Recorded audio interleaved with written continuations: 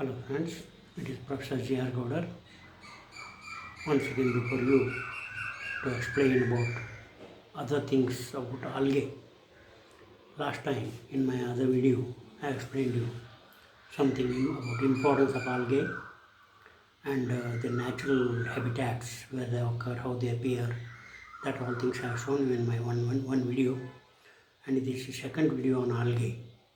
Now I want to show you again many more algae and also the distinguishing characters. I will concentrate more today to explain. What are algae questioned?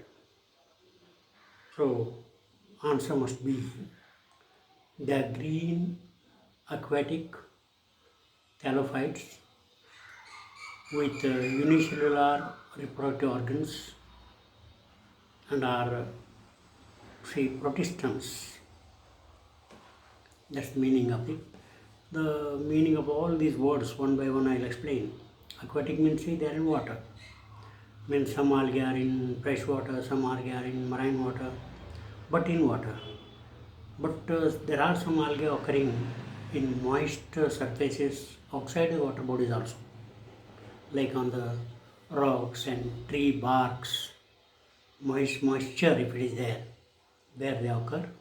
But in dry weather, dry conditions, they won't occur. They will be drying and suppressing their life activities. And again, with the onset of monsoon, and if water comes in contact with, they again become active and green and start life. So algae occur in various forms. Their body forms, I want to concentrate. Body forms means how the bodies are, algal bodies are. They don't have tissues. That's why they don't have roots, stem and leaves. They appear like plants. Aquatic means in water, and sedentary means fixed in one place only they are. And they are green. Autotrophs means they are able to prepare their own food. They are green because they have chlorophyll of their own, and they have unicellular reproductive organs. That's another important character. In case multicellular reproductive organs is present exceptionally, that multicellular reproductive organs, they don't have sterile cover. Means every cell in that reproductive body is fertile. It's able to produce gametes. Like in ectocarpus, for example. Ectocarpus has a multicellular reproductive organ. It's alga. Multicellular reproductive organs, and remaining most of the algae have unicellular reproductive organs. One thing. And algae lead haplobiontic life cycle. Haplobiontic life cycle meaning is their bodies are haploid, and most of the time they exist in haploid condition. Means that cells have n number of chromosomes, one set of chromosomes, not two sets, as in our body, for example, or in any most common plants outside that we see. These are all plants and animals, very visible ones, big ones. They have cells with two sets of chromosomes. For example, our two sets means one set has 23 chromosomes, another set has another 23 chromosomes, one set coming from father, one set coming from mother. So diploidness, 2n condition, that our body cells are, and also most of the angiospermic plants body cells are like that they are. But algal body cells are unicellular, haploid. They have only one set of chromosomes, and during sexual reproduction only, temporarily for a brief time, they become diploid. The zygote only is diploid, and that zygote after formation, and it is undergoing meiosis immediately, and it produces again haploid cells. That haploid cells will proliferate or grow into haploid bodies. That is very common life cycle that algae lead. But diatoms are the exceptional algae that are diploid, and they occur in planktonic conditions, that is in water, floating on the surface of the water. Now I'll better show. One of the most common alga in freshwater is Spirogyra. Spirogyra, which is commonly called as pond silk, as it is like silk to touch, occurs in ponds, so it's called pond silk, and its body is filamentous. What is a filament? Filament is a row of cells, a body made up of one row of cells. Cells are in a single line. That is filament.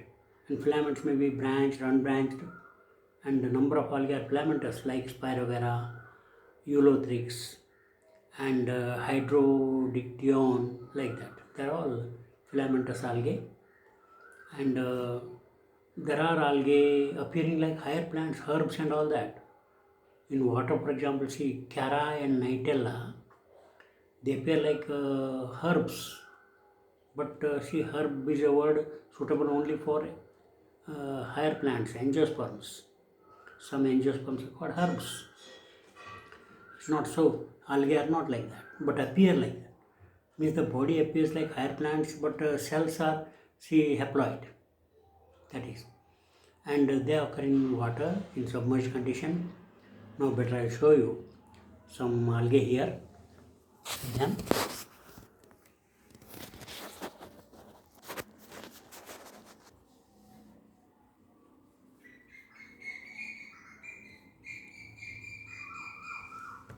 this is Spirogera filaments. Spirogera filaments occur like this in water, and they are green and called Spirogera because their chloroplast is like a spring spiral in every filament. See, they are filaments, Spirogera filaments. And now see, I'll show you another.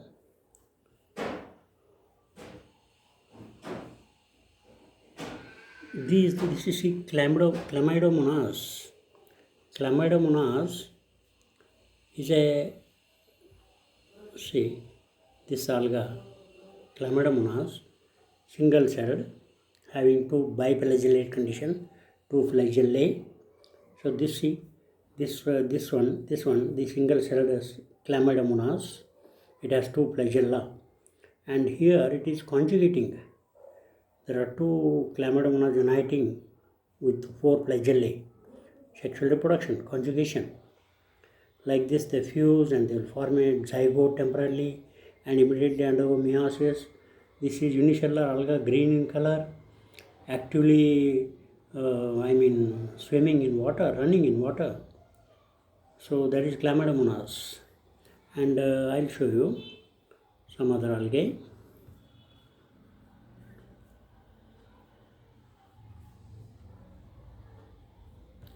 See, this algae, Cara and Nightella, this is, see, this one, Cara, green colored, appearing like a herb, a herbaceous plant, but it is its body is thallus, means it is not having roots, stem and leaves. That green colored branches appear like leaves, they are not leaves. There are no tissues in the body at all, that's why. Cara and Nightella, I can read the names above. So this is Cara, Nightella, this is Nightella. So Nightella is also appearing like a small herb inside the water. But see, Ectocarpus, Cara, Nightella, this is Ectocarpus. First one is Ectocarpus. This is Nightella. Cara is also like this only almost, with some differences. But see, this one appears like brown. It's a brown alga, of course. Brown alga, and it is sedentary, see, growing on a small piece of stone. Like this, see, Cara, Nightella, like this. And I'll show you some other. Now see here, Spirogera is sexually reproducing by conjugation. There are two filaments coming together, and from one filament, like this, see, zygote, gametes forming. This is a gamete formed here, and zygote, this is actually zygote, this is a gamete formed here. So another gamete from this cell is coming through this tube like this. It is coming like this, and it is forming, it is going to fertilize here, and it is forming zygote here. Zygotes are forming in the entire filament like this. See, all cells will have zygotes in one filament only. then another filament becomes empty. Means see that filament becoming empty is like a male body. Means it is of course not called as male, but it is called as plus strain. And plus strain bodies supply the gametes, and there are negative ones, that is the minus strain filaments, they receive the gametes. Like that, plus strain, minus strain, if filaments are separate, then such a species is called heterotelic species. Heterotelic. Otherwise, see, sometimes in spirograph only, there are nearly some 40, more than 40 types of spirographs are there. And in some spirographs, see, only in one filament is enough to reproduce sexually. Other filament is not necessary. Then in that case, now in one filament only, one cell becomes a plus strain cell, and that will send the this one now, that will send the male gamete to the other cell. And when it sends the other cell, now that other cell will get zygote formed in it. But like that, only one filament is producing zygotes in some cells, and such a species, spirograph species, where one filament only has two types of cells, that is plus strain cells, minus strain cells. So in minus strain cells, the zygotes are forming, because plus strain cell is supplying the gamete, minus strain cell is receiving that, and such is called homothelic species. Like that, some algae are homothelic, and some algae are heterotelic. Now this another one I am showing here, this alga is called sargassum, and this one is Padina. Padina and Joneria is also almost like this only. Padina, Joneria and sargassum, these are marine algae. These marine algae, they occur in sea water, and see in this sargassum, we can see here some balloon-like structures. This is a balloon-like structure, see here. This is like a balloon almost, and this is full of air, it is filled with air, and it is helping for floating, that is buoyancy it provides. And these are like, see, leaves. They are not leaves, but they appear like leaves, but it's totally brown in color. This alga, brown alga it is. This is also brown alga, these are also brown algae. Padina, Joneria, brown algae only.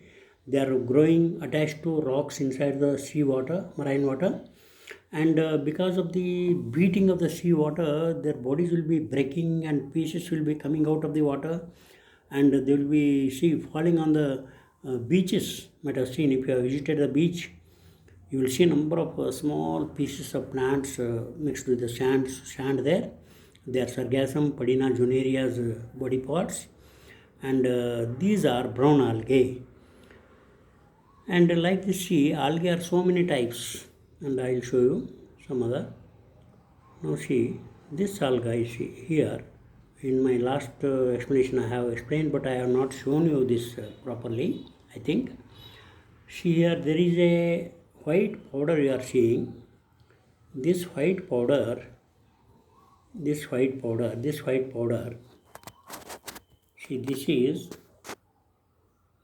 powder is agar used in biotechnology laboratory, and it's a very important chemical extracted from two algae.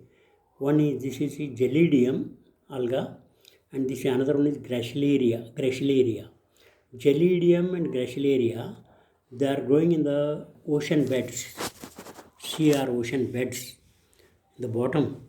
And see, there is one person here going to collect them. See, here is a person diving inside the sea or ocean and collecting that Gelidium. So these are some algae that provide us so many precious things to us. Like that, you can see algae to be seen. Number of algae are there, and some have tried to show. So these are algae that are, see, their characteristic, most important characteristics I want to repeat. So the algae, I told you their body is thallus, and they are aquatic. Thallus is a plant body, it's a body, living body, a plant-like body, not having roots, stem and leaves, but appears like a plant. That is thallus.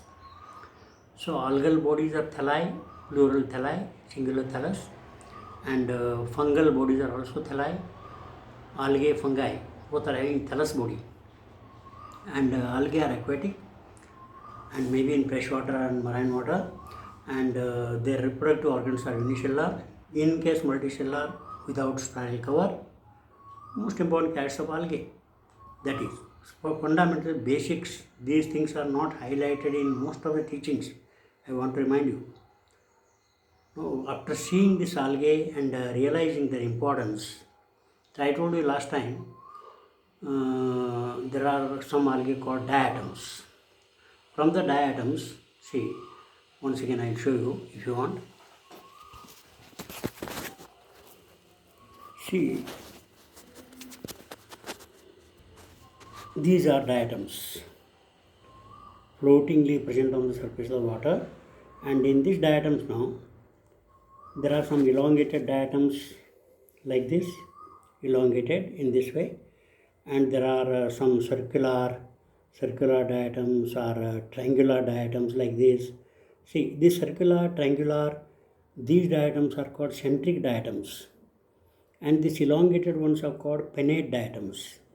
And these diatoms are, their cell wall is made up of silicates, and see, when they die, their body will mix with the soil at the bottom of the water, and that soil becomes a special powdery soil which has abrasive nature. Abrasive nature means by that soil if you rub any shining surface, it will not get scratches.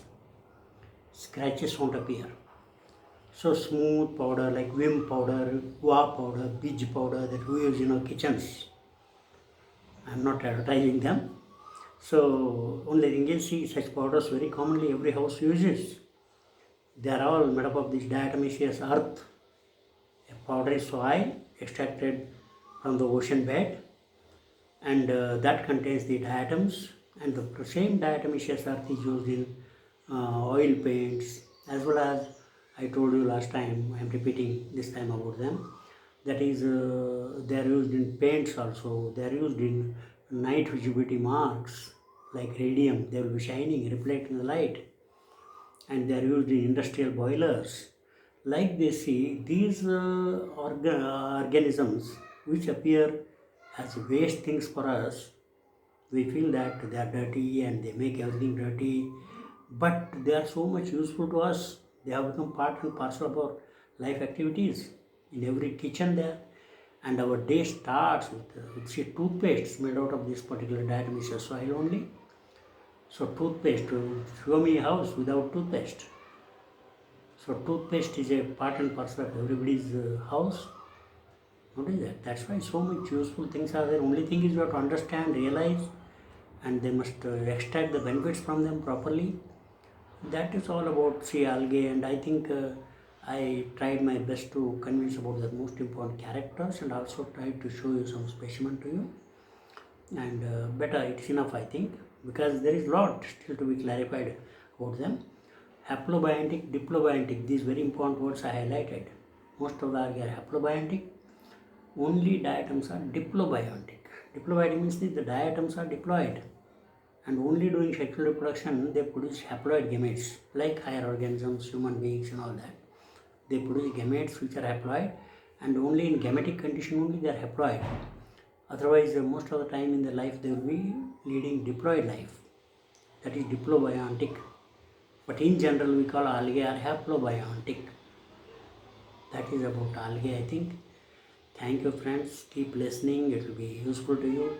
And if you are not subscribed my channel, please subscribe so that I can bring many things that you don't know, I can bring here, and I can highlight them, and you can be benefited much. That's why please subscribe and encourage me to do such things. And I am during my leisure hours, I am trying to do this, service. I am trying to put my best efforts. Thank you one and all. I leave it now. Thank you.